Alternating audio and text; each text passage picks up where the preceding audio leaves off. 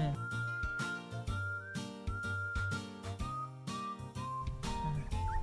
Galing ah. Up nam daw. Ibig sabihin maligo. Ah! Look at your dog!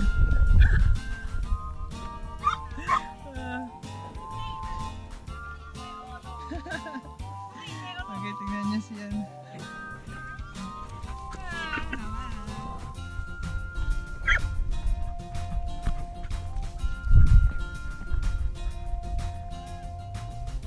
Oh, yak up na!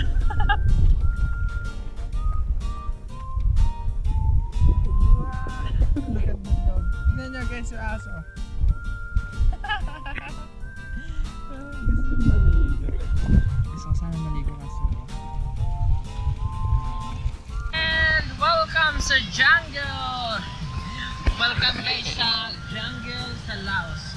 So, ngayon ay magiging taong gubat tayo.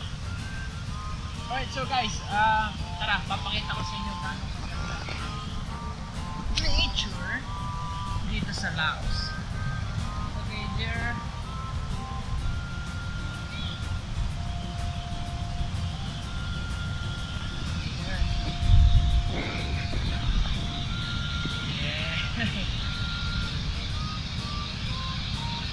Ang ganda no, kasi pag titingnan nyo siya, nature na nature talaga eh. Parang kahit sumigaw ka dito, hindi ka maririnig ng kahit sino.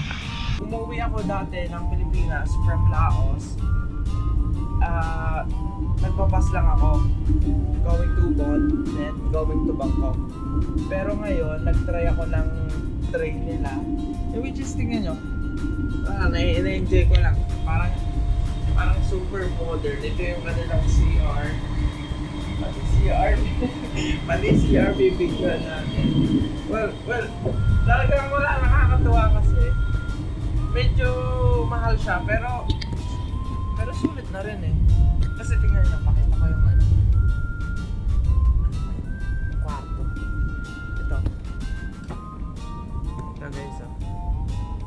See? May sarili kang ganito. Sayang, at saka siguro pag magta-travel kayo, mas maganda kung umaga. Kasi hindi kita eh. Window to. Pero pag umaga, siguro makikita dyan yung mga nature. Okay, so guys, we're here sa Bangkok Station. Bangkok train station. And ano ba sasabihin ko? Hindi ko alam.